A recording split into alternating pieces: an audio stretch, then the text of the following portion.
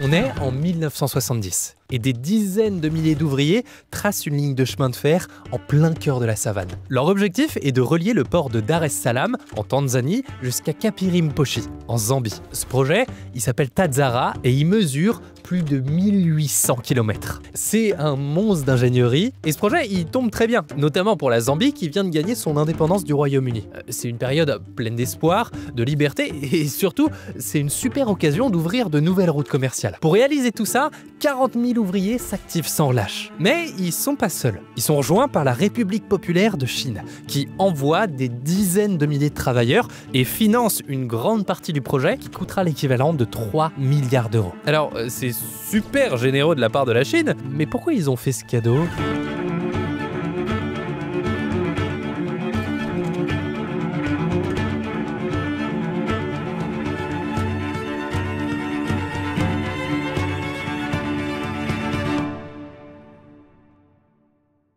Non, parce que des dizaines de milliers d'ouvriers sur un chantier, c'est une galère de logistique, ne serait-ce que pour la bouffe. Moi je le vois, dès que je dois organiser tous mes repas de la semaine, c'est déjà l'enfer. Alors pour des dizaines de milliers d'ouvriers, à l'époque, ils n'avaient pas HelloFresh, hein. Enfin, je crois pas. Alors qu'aujourd'hui, c'est tellement plus simple. Avec HelloFresh, vous avez plus de galère. Fini de se casser la tête tous les soirs pour savoir quoi manger. Fini les courses de dernière minute. Fini le gaspillage parce qu'on n'avait pas utilisé tous les ingrédients dans le frigo. Non. Ils vous livrent directement chez vous des recettes variées et équilibrées avec des produits frais et les bonnes quantités. Vous gagnez un temps fou, vous mangez mieux et puis moi ce que j'aime bien avec HelloFresh, c'est que ça m'a permis de cuisiner plein de plats que je ne connaissais même pas et que je n'aurais jamais cuisiné autrement. En plus de ça, c'est super simple, même avec des recettes qui pourraient vous sembler compliquées. Alors, c'est pas beau ça ? Je me régale, c'est juste délicieux, c'est juste trop bon. En plus de ça, en ce moment, pour fêter leurs 5 ans, HelloFresh vous propose une offre de folie. Vous avez jusqu'à 85 € de réduction sur vos 4 premières box. 4 Et en bonus, des fruits frais offerts tout l'été. C'est valable jusqu'au 15 juin et pour en profiter, il vous suffit d'utiliser mon code IVANFLASH ou de scanner le petit QR code. Et comme d'hab, vous avez le lien et tous les détails dans la description. Merci beaucoup à HelloFresh pour le soutien à la chaîne et puis on va pouvoir revenir à la vidéo. Hein, je finis ça quand même et puis après on y retourne. Allez. Un an après le début du chantier Tazara, on est en 1971 et à l'ONU, il y a un vote historique qui vient d'avoir lieu. Depuis des années, c'était Taïwan et non la République populaire de Chine qui occupait le siège de la Chine à l'ONU. Le truc, c'est qu'il n'y a qu'un seul siège par pays à l'ONU et Taïwan et la République populaire de la Chine se battent pour l'avoir. Mais ce jour-là, Taïwan perd sa place. Et ça, c'est en partie grâce à l'Afrique. Parce qu'une trentaine de pays africains votent pour virer Taïwan. United Republic of Tanzania, yes. Et ça, pour Mao, c'est une vraie victoire, mais c'est aussi le résultat d'un boulot qu'il mène depuis des années pour se faire des amis sur le continent africain. Et c'est important pour lui parce qu'à ce moment-là, le monde est un peu séparé en deux. D'un côté, il y a les Américains et de l'autre, il y a les Soviétiques. Et la Chine, elle, ils n'ont pas vraiment d'alliés. Donc, ils sont bien contents de se faire des nouveaux copains. Mais tout ça, ça va s'accélérer énormément dans les années 90 parce que la Chine va rentrer dans une nouvelle ère. Le pays, il devient l'atelier du monde. Les usines tournent jour et nuit et les villes grandissent à une vitesse folle. Et donc, leur besoin de matières premières, il explose. Pétrole, cuivre, cobalt, fer, uranium, ils ont besoin de tout. Et donc, ils doivent commencer à importer en grande quantité et au plus vite. Et l'Afrique, qui a beaucoup de ses ressources, devient une priorité stratégique. Si on prend le cas du pétrole, la Chine commence à s'intéresser au Soudan pour plusieurs raisons, mais déjà parce que ils ont beaucoup de pétrole, mais aussi parce que les groupes pétroliers occidentaux, ils commencent à se retirer du pays parce que ça devient trop dangereux en termes d'insécurité, tout ça. Et puis les États-Unis, ils viennent de mettre le Soudan sur la liste des États qui soutiennent le terrorisme. Mais la Chine, elle, c'est pas sa manière de faire. Non, elle applique ce qu'on appelle le principe de non-ingérence. En gros, elle se mêle pas des affaires internes des autres pays. Non, elle donne pas de leçons de démocratie. Il y a pas de débat sur les droits de l'homme, rien de tout ça. Non, chacun gère sa maison comme il le veut. Elle, ce qui l'intéresse, c'est ce qu'il y a sous la maison. Donc en 1995, ils investissent massivement dans les champs pétroliers du Soudan. Le deal est plutôt simple, du pétrole contre du cash et des infrastructures. Et c'est que le début. Un an plus tard, le président chinois entame une tournée historique sur le continent africain. 6 pays en quelques jours. L'Égypte, le Kenya, l'Éthiopie, le Mali, la Namibie et le Zimbabwe. Et à chaque escale, c'est plutôt le même discours. On n'est pas là pour se mêler de vos affaires, hein. On est juste là pour faire du business. Et on a plein d'idées de projets. Et pour cimenter tout ça, il propose même de créer un sommet qui aura lieu tous les 3 ans, dans le but de se réunir autour d'une table avec l'ensemble des pays africains. Pas pour échanger des promesses vagues, hein. Non, pour parler de prêts et d'investissements. En octobre 2000, c'est la première édition. 44 États y sont présents et c'est la première fois que la Chine accueille l'Afrique en tant que bloc. Et à partir de là, les chantiers se multiplient et l'argent afflue. Entre 2000 et 2023, la Chine a prêté plus de 170 milliards de dollars à l'Afrique. Une somme colossale qui a financé des routes, des barrages, des chemins de fer, des ports, des hôpitaux ou encore des stades, dans plus de 40 pays. En 2009, la Chine lance la construction du siège de l'Union africaine, un joli cadeau de 200 millions de dollars. Et en 2013, Xi Jinping lance les nouvelles routes de la soie. Un projet qui a un nom plutôt poétique, mais qui a des ambitions très concrètes. Relier la Chine au reste du monde au travers d'un immense réseau de routes, de ports, de voies ferrées et d'aéroports. Certains l'appellent même le projet du siècle et il traverse l'Asie, l'Europe, le Moyen-Orient et l'Afrique en fait aussi partie. Notamment parce que ces côtes, elles sont plutôt stratégiques. Que ce soit à l'est entre Mombasa et Djibouti ou à l'ouest entre la Namibie et le Maroc. Aujourd'hui, d'ailleurs, les ports sont devenus l'un des atouts les plus puissants de la Chine en Afrique. Ça fait partie d'une stratégie qui s'appelle le collier de perles. Des entreprises chinoises sont présentes dans 78 d'entre eux, réparties dans 32 pays. Et elles interviennent comme constructeurs, bailleurs ou exploitants, ou les trois à la fois. Et ça leur permet de contrôler la porte d'entrée de certaines économies africaines. Et d'un côté, tous ces investissements aident certains pays à exporter plus facilement, et c'est super, mais de l'autre, ça leur fait perdre du pouvoir sur leur territoire. Et en plus des ports, si on fait le bilan, il y a eu des milliers de kilomètres de routes qui ont été construites, mais aussi des milliers de kilomètres de voies ferrées, des centrales électriques, des hôpitaux, des stades, des écoles. Il y a eu énormément de choses. Et derrière chaque chantier, on retrouve souvent le même schéma. D'abord, il y a les banques publiques chinoises, comme la China Exim Bank, qui accordent des prêts pour pouvoir payer des grandes entreprises chinoises, comme Sino Hydro ou CRBC. Et après avoir été payés, ils construisent le port ou l'hôpital en question. Et après ça, les gouvernements remboursent sur 20 ou 30 ans. Ça a par exemple été le cas du Kenya. En 2017, le pays inaugure une nouvelle ligne de train entre Nairobi, la capitale, et Mombasa, le plus grand port. Un chantier énorme de 472 km de rails, construit par l'entreprise chinoise CRBC et financé en grande partie par un prêt de plus de 3 milliards de dollars de la China Exim Bank. Cette ligne, elle devait transformer le pays, notamment en accélérant le transport de marchandises. Mais quelques années plus tard, on se rend compte que même si la ligne, elle sert beaucoup au pays, ça c'est indéniable, mais que, au final, ça valait peut-être pas tant le coup que ça, surtout par rapport à ce que ça a coûté. Et puis, il y a eu une fuite de documents, et on apprend que, a priori, si le Kenya n'arrivait pas à rembourser sa dette, le port de Mombasa aurait pu être légué à la Chine. Alors ça, le gouvernement, il a nié en bloc toutes ces allégations, toutes ces accusations, mais le doute est toujours là, parce que beaucoup de gens font le rapport avec ce qui s'est déjà passé au Sri Lanka, avec un des ports, où en fait le pays avait pas pu rembourser son prêt, et il a dû céder à une entreprise chinoise le port pour 99 ans. Il y a un autre exemple, c'est l'Angola, et là, c'est encore plus direct. En 2002, le pays sort d'une guerre civile qui a ravagé le pays. Ça a duré presque 30 ans, et il y a besoin de tout, de routes, d'écoles, d'hôpitaux, vraiment ils ont besoin de tout. Le problème, c'est qu'ils n'ont pas de thunes. Par contre, ils ont du pétrole, et donc en 2004, la Chine leur propose un deal. Elle leur donne des milliards de dollars de prêts et en échange, elle veut pas être remboursée en argent, non, elle veut être remboursée en barils de pétrole. Voilà, c'est aussi simple que ça. Et clairement, en acceptant ce deal, l'Angola y a beaucoup gagné en infrastructure. Ça, c'est indéniable. Par contre, elle est devenue extrêmement dépendante de la Chine. Et à l'heure actuelle, plus de la moitié du pétrole de l'Angola est exporté vers la Chine, sachant qu'ils leur doivent encore des milliards de dollars. Ce genre de deal, on appelle ça infrastructure contre ressources. Et clairement, c'est pas toujours très avantageux pour le pays qui a les ressources. Bon, mais les gros chantiers, c'est la partie la plus visible de l'iceberg. En réalité, la présence de la Chine en Afrique va bien plus loin que ça, parce qu'elle investit aussi dans des domaines qui sont plus invisibles, comme l'espace par exemple. Elle a signé 23 partenariats en Afrique pour des satellites, des télescopes ou encore des centres de traitement des données. On peut prendre l'exemple de l'Égypte, à qui la Chine a offert plusieurs satellites. L'un d'eux, le MISRSAT 2, je sais pas comment ça se prononce. Bon, ce satellite, il a même été présenté comme fabriqué en Égypte. Mais en réalité, il a été construit presque entièrement en Chine, et c'est aussi en Chine qu'il a été lancé. Et tout ça, c'était un généreux don, un simple cadeau d'un pays à un autre. Sauf qu'en échange, la Chine garde l'accès à toutes les données, et elle maintient une présence en Égypte. Présence qu'on peut d'ailleurs voir sur pas mal de photos en allant sur le Facebook de l'agence spatiale égyptienne. Et cette stratégie, elle permet à la Chine d'agrandir son réseau de surveillance surveillance mondiale et aussi de se rapprocher de son objectif de devenir la plus grande puissance spatiale. Et puis si on redescend sur Terre, il y a un autre terrain sur lequel la Chine avance encore plus vite, c'est les télécommunications. Huawei, par exemple, a construit 70% du réseau 4G. 70%. Mais ils ont aussi posé des câbles sous-marins et installé pas mal de data centers. Et ça fait flipper un certain nombre de gens sur de l'espionnage potentiel. Bon, mais sauf qu'en attendant, les autres alternatives, elles sont soit rares, soit chères, très souvent rares et chères. Donc la Chine, ça reste le seul choix réaliste. Et c'est pas fini, parce que côté smartphone, c'est aussi une marque chinoise qui domine tout. Mais alors, c'est fou parce que cette marque, je n'en avais jamais entendu parler. Transsion, je sais pas si vous connaissiez, et elle détient 50% du marché africain. Mais 50% du marché africain, ça veut dire que 50% des smartphones vendus sur un continent entier, ça appartient à la même marque.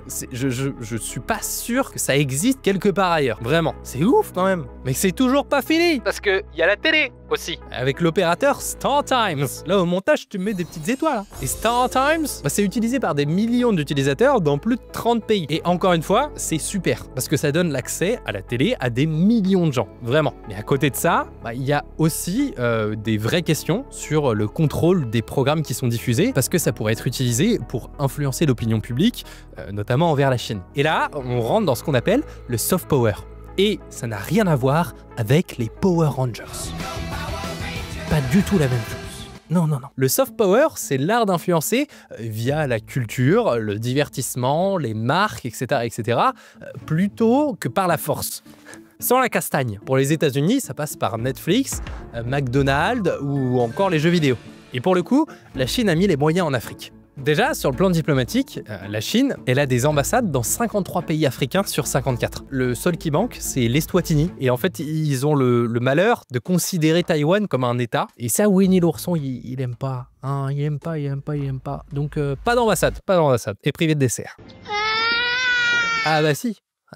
Le réseau diplomatique chinois, c'est le plus étendu sur le continent. Et il permet à la Chine de défendre ses intérêts partout. Il y a aussi les médias, comme on en a parlé juste avant. En 2012, l'antenne CGTN Africa a ouvert à Nairobi. C'est une chaîne d'info chinoise qui veut influencer l'image de la Chine en la présentant comme plus moderne, plus lisse, moins dictature, en gros. Il y a des équivalents français. Moi, je veux dire, la Chine et la France sont pas du tout comparables, ça c'est évident, mais ça permet quand même de diffuser une vision plus française à l'étranger. Et tout ça, ça fait partie du soft power français aussi. Bref, et puis, à côté de ça, il y a aussi l'éducation, par exemple. En 2018, il y avait 80 000 étudiants africains en Chine. Ce chiffre, il a explosé ces dernières années, notamment grâce à des bourses qui ont été offertes. Des formations en ingénierie, en médecine ou en diplomatie. C'est un investissement clair sur le long terme pour former la future élite africaine, celle qui prendra des décisions dans 10 ou 20 ans. Et forcément, si tous ces gens-là voient la Chine comme le grand pays ami qui leur a offert notamment leur éducation, ça pourra jouer sur plein de décisions en faveur de la Chine. Et tout ça, ça plaît beaucoup à plein de pays, surtout qu'encore une fois, la Chine, elle arrive jamais en donneur de leçons. Et il y a encore plein d'autres domaines dans lesquels la Chine s'est impliquée, comme la santé, avec des livraisons massives de vaccins pendant le Covid, ou en finançant des hôpitaux et des usines de médicaments. Et clairement, ça a apporté beaucoup de positifs à plein de pays. Mais en contradiction à ça, ça soulève aussi certaines critiques. Souvent d'ailleurs, la première inquiétude quand on parle de la présence chinoise en Afrique, c'est le piège de la dette. A win-win partnership or a debt trap. Debt trap. Debt trap. C'est une idée qui a été beaucoup partagée par les pays occidentaux. Et en réalité, quand j'ai commencé les recherches de cette vidéo, c'était genre la principale idée que je me faisais de la présence chinoise en Afrique. Parce que j'en avais déjà entendu pas mal parler. Ce piège, en fait, c'est quand un pays prête de l'argent à des pays plus pauvres, dans le seul et unique but de les surendetter, jusqu'à ce qu'ils soient obligés de céder des ressources ou du pouvoir politique pour rembourser cette dette. Depuis les années 2000, la Chine a prêté plus de 170 milliards de dollars au continent. Et ça représente 12% de la dette extérieure de l'Afrique. C'est beaucoup, mais ça veut quand même dire qu'il y a 88% qui ne viennent pas de la Chine. Et puis, ces 12%, c'est la moyenne sur le continent total. Mais si on regarde en détail, on peut voir que la moitié de la dette est concentrée sur quelques pays seulement. Comme l'Angola qui doit rembourser en pétrole, comme on a parlé juste avant, qui en a une grosse partie. Bon, et du coup, est-ce que la Chine piège volontairement ces pays? En réalité, la Chine, c'est pas un seul bloc. Il y a plein d'acteurs différents, comme des banques, des entreprises publiques, des ministères, etc. Et tous ces acteurs, ils travaillent pas toujours ensemble. Donc forcément, c'est pas super coordonné et il n'y a pas une grande vision d'ensemble diabolique pour piéger tout le monde.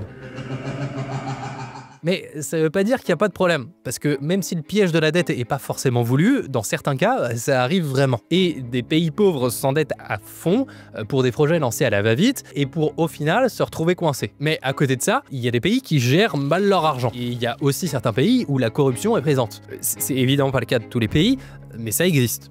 Bon, mais du coup, pourquoi est-ce que la Chine prête de l'argent ? Bah, si on regarde en détail les financements chinois, on peut comprendre plus ou moins la stratégie globale. Il y a une étude de 8Data qui l'a fait, et ce qu'ils ont trouvé, c'est plutôt intéressant. Ok, donc il y a deux grands types de financement chinois en Afrique. Il y a l'aide publique au développement, ça c'est des dons ou des prêts ultra avantageux. Et puis à côté de ça, il y a les prêts commerciaux, avec des taux plus élevés, un peu comme n'importe quelle banque au final, en réalité. Et de ce qu'ils ont compris, l'aide publique au développement, elle est utilisée pour à la fois aider les pays les plus pauvres, donc il y a un côté humanitaire quand même, mais aussi pour s'assurer leur soutien à l'ONU. Et en parallèle, il y a les prêts commerciaux qui sont clairement orientés vers les pays qui ont des mines ou du pétrole, enfin des ressources naturelles de manière générale. Et cette stratégie, elle fonctionne plutôt bien. En 2020, quand la Chine a réprimé les manifestations à Hong Kong, 53 pays ont soutenu Pékin à l'ONU. Et près de la moitié d'entre eux étaient africains. Pour le coup, à l'ONU, chaque pays a une seule voix. Le vote du Zimbabwe a le même poids que celui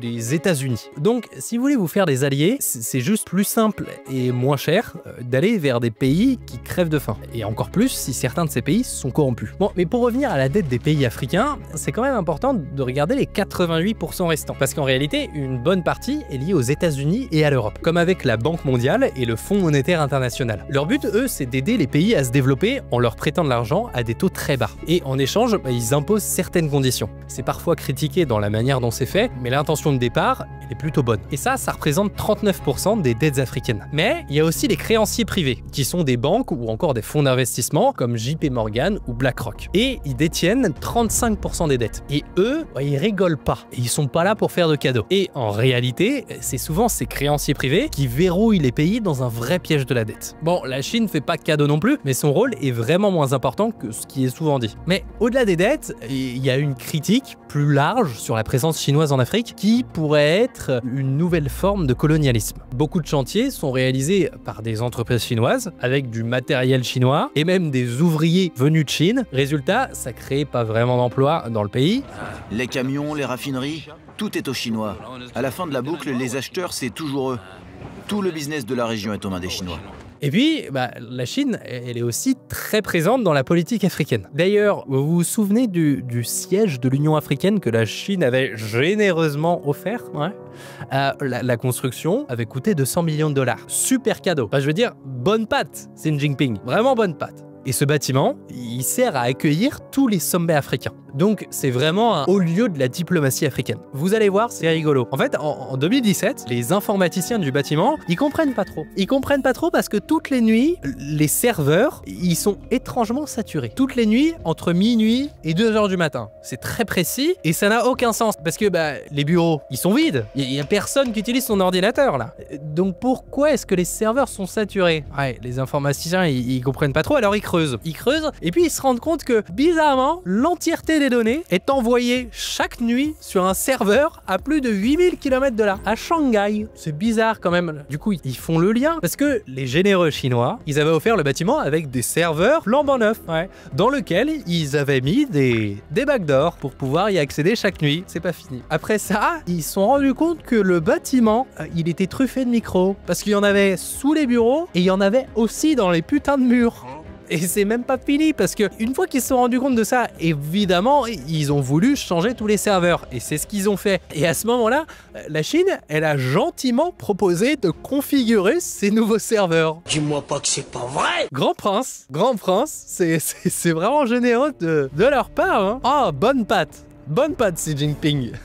Alors évidemment, ils ont refusé, mais c'est quand même fou de proposer, quoi. Genre le culot des types, c'est quand même fou. Enfin bref, officiellement, la Chine répète qu'elle s'immisce jamais dans les affaires intérieures des pays avec qui elle fait copain-copain, mais en réalité, il y a souvent des petites pressions à droite à gauche, Et petit à petit, il force tout le monde à s'aligner avec ses positions, que ce soit sur Taïwan ou sur plein d'autres sujets. Mais pendant ce temps-là, le reste du monde commence à revenir en Afrique, parce qu'ils sentent qu'il y a quand même 2-3 trucs à choper. Et chaque puissance a sa propre stratégie. L'Europe, elle vient avec son programme Global Gateway pour investir 300 milliards d'euros dans des projets d'infrastructure, notamment en Afrique. Et puis, il y a les États-Unis aussi, qui promettent 55 milliards de dollars d'investissement au continent. US will commit $55 billion to Africa. Bon, sauf que c'est vrai que ces initiatives, elles sont souvent vues comme une réponse directe à la Chine, plus que comme des partenariats sincères. Et il y a aussi la Russie. Elle a choisi une voie un peu différente, c'est-à-dire qu'elle mise tout sur les armes et la présence militaire, avec Wagner, qui s'implante notamment au Mali ou encore au Burkina Faso. Et puis, il y a plein d'autres pays, comme l'Inde ou la Turquie, qui veulent aussi se faire une petite place. Et puis, évidemment, là, on parle de présence d'autres pays sur le continent africain, et je pense que c'est important et même primordial de rappeler que les pays européens, et notamment la France,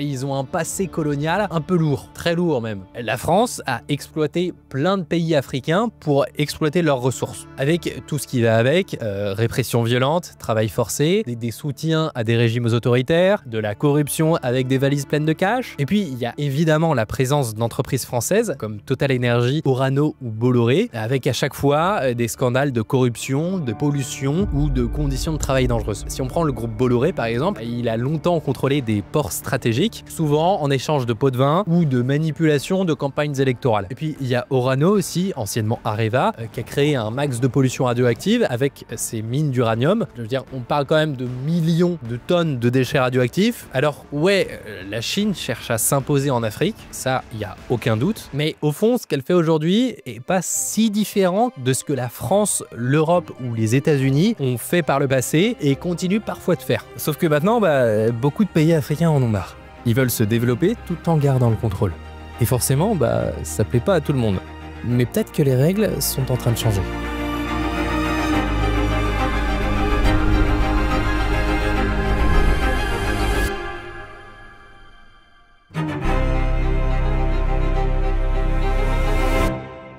Merci d'avoir regardé cette vidéo jusqu'au bout. Merci aussi à HelloFresh d'avoir sponsorisé cette vidéo. Profitez de leur offre qui est valable jusqu'au 15 juin en utilisant mon code YVANFLASH ou en scannant le petit QR code qui s'affiche. Et puis évidemment, vous avez le lien en description. Merci à ceux qui le feront, ça me soutient beaucoup dans mes projets. Et puis nous, on se retrouve très vite, voilà, pour une nouvelle vidéo sur un sujet complètement différent, comme d'habitude en fin de compte. Allez, bye.